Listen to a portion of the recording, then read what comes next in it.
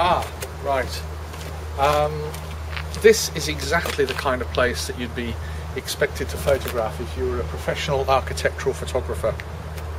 It's a really lovely little church down here in Sussex. If you come on in, I'll show you some of the challenges that a job like this actually poses if you're a professional photographer. So we just show a bit of respect, get the hat off, come on in, come on in.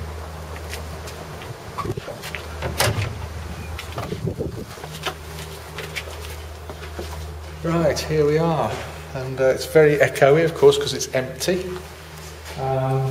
We've got a beautiful white ceiling. We've got the gorgeous flags there. We've got all of our pews, wonderful oak here.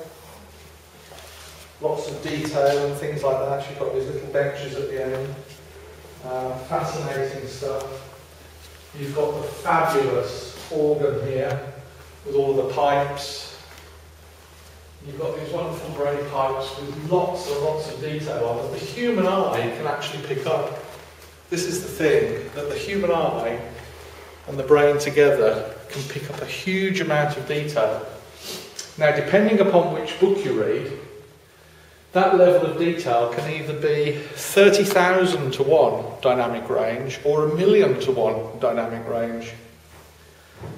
Typical digital cameras like the one that you've got there, that will have a dynamic range of about 400 to 1 or even 300 to 1, something like that. It's in that kind of range. Now, the old school cameras that I sometimes used to show you with the apertures and all that kind of stuff, they have a dynamic range of around about 400 to 500, so it's slightly better when you're using slide film, which is old school technology, of course. But in here you've got these white walls that have got texture. You've got the dark pews here. This will be where the vicar perhaps sits and where the verger sits. You've got the altar area with this beautiful crib today. You can see this. And if you come up into this section here, you can see we've got a huge amount of light coming in from the windows. But if you try to capture the detail of the white and so forth with the windows here, and you can see out into the countryside, when you come back in here, and if you do that quite quickly, pan round back to me, you'll see that the camera has to catch up because it's shut down the aperture for over there and it's opened up the aperture to see me. Okay? On the wall here we've got some lovely detail. We've got the little light up here. We've got the stained glass. Now again, when you shine the camera on the stained glass, you see all of the detail coming out there in the wonderful stained glass, but you lose the detail in the rest of the building. So when you're trying to photograph something like this, you're dealing with a huge dynamic range, possibly f22 through that window, somewhere here f2.8, and if you remember with your aperture experiment, every one of those apertures is either twice as much light or half as less light as the previous one, depending if you're going a smaller number, which means fatter beam, or whether you're going big number, which means thinner beam, and you're letting in less light. That also controls your depth of field, but that's a different exercise altogether. So in order to photograph something like this, professionally, I mean, it's easy enough to come in here and do a snap with a digital camera, that's not a problem. But to get a professional photograph of a building like this, if we pan now back to the end, here, for example, you can see how that is much darker down this way. So if I just stick my head in, this is much darker here. But the human eye can pick the detail out in these beams, no problem.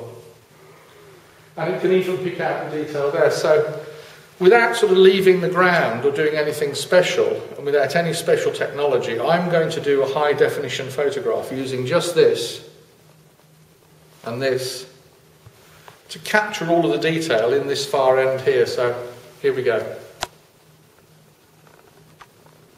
Did you see that? Captured all of the detail, and my brain has analysed it, and I've got the white stuff, I've got the black here, I've got the detail in the Christmas tree. It's all captured. But to do that with your camera, we have to do maybe 3, 5, or even 7 exposures with different apertures to get the detail in. So using a rock solid tripod, So if you imagine this was a tripod for a second, it's not going to move anywhere. So if you bolted your camera to this and you had it absolutely rock solid, you could take all of those photographs and they'd be pixel perfect accurate. So when we get back to the lab, we can get Photoshop open, put the images into different layers, and using the high def button that Photoshop now has, we can combine all of those different images with the different exposures to give a very wide dynamic range. Absolutely brilliant. So something like this architectural job that you've got, you would need to have an absolutely sturdy tripod. You would also need, I'll just put my hat down, and I'll take out my trusty light meter. Now, whether or not you're using digital or not, you still buy these light meters. Some of them are £300–400 for the electronic ones. But this is an old school light meter, and I'll come up into the bright area here just to show you. This thing here records the light going in through this cell at the back. Now, when you haven't got a lot of light round, you drop this down to expose more of the cell, and you hold it in the direction of what you want to photograph, and look, the light's gone off because we've stopped moving. You press the button and that gives us a reading. Now, I'll just come up into the sunshine here so you can see a bit more of this detail. The readings here give us a set of numbers, and on here I've got another set of numbers, and these are the apertures.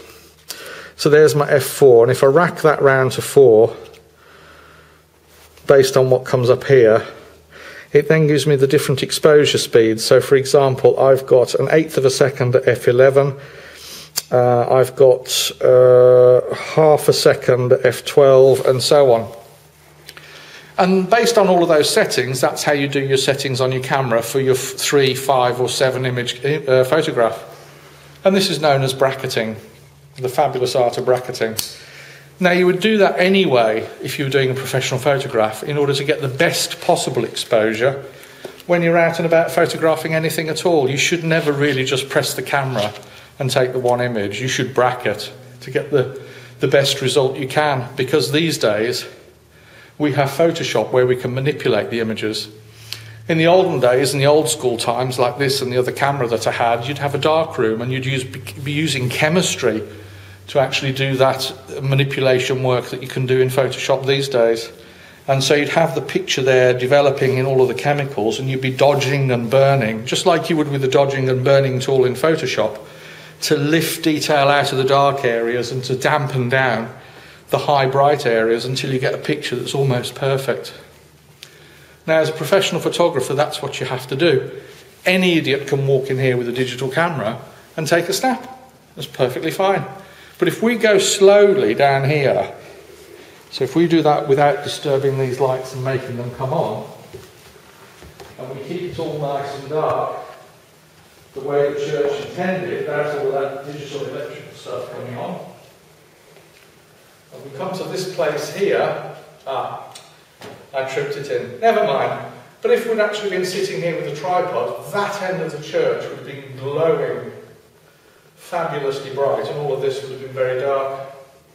But anyway, I'll leave you now, and plenty to think about. We get back to the classroom, and we may have a play in Photoshop with some of the images that you might be doing over the coming weeks.